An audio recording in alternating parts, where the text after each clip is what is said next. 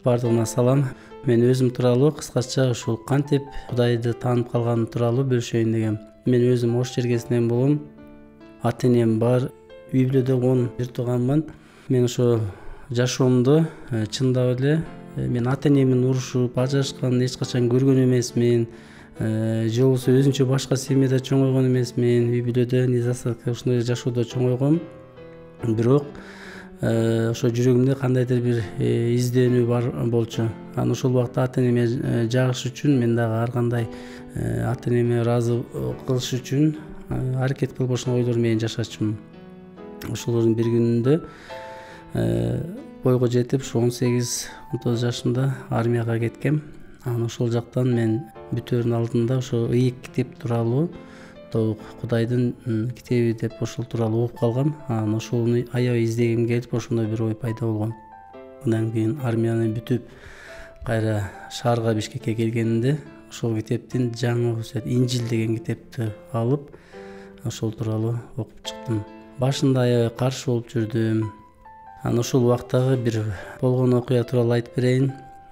Службада бул дүйнөнүн адамдарындай эле мен да күнөөкөр, оюма эмне жакса ошону жасап, күнөө жаман иштер менен жүрүп, аябай катуу ооруп калгам.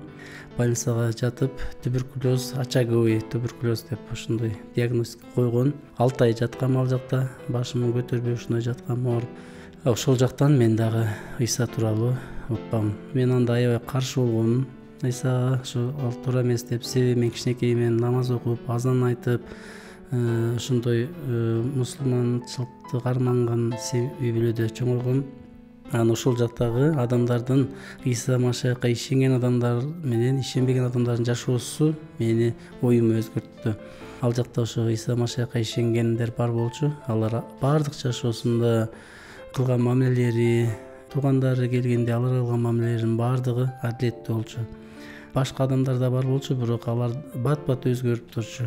Анан бирок ошондо дагы мен өзүм жакты коргоп, каршы болуп жүрдүм, бирок алар мага ошондо китеп беришти. Ал китептерди аябай ката жагын табайын деп ошондой окуп, издеп жүрдүм. Ошол эле убакта жүрөгүмдө аябай изденүү болду.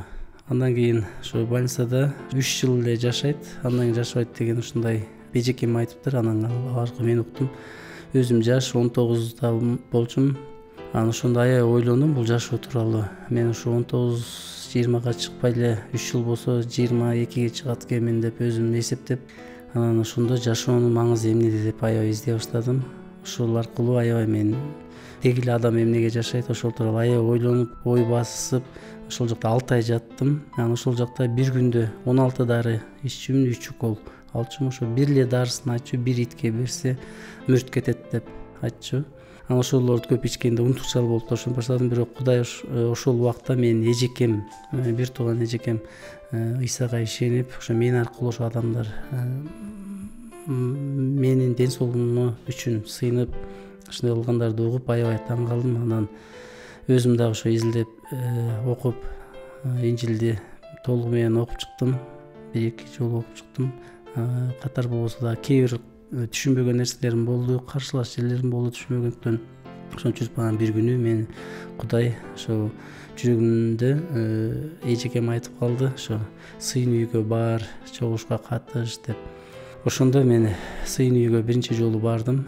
Барганда ошо Кудай жүрөгүмө айтты, мен азыр өлсөм тозокко кетерим тууралуу жүрөгүмөн жүрөгүмдө ушундай коркунуч турду.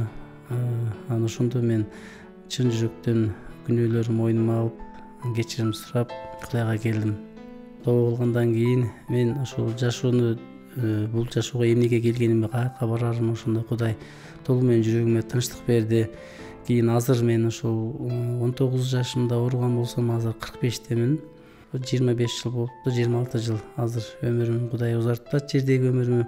Анан Кудайдын мага кылган нерсесин силерге айтпай койсом дагы, бул денелик жердеги денем эле айыктыруу эмес, мен ички дүйнөмдө дагы Кудай ошо тынчтык берди. Азыр мен ошентип Ыйса Машайкка ишенип калдым. Азыр үй бүлөм бар, Кудайым бир кыз берген, кызым бар. Азыр үй бүлөбүз менен ошо Ыйса Машайкка ишенебиз. Жердеги азыркы жашообузда дагы Кудай эч нерседен кем кылган жок. Кудайга мен 1000 мертебе ыраазымын.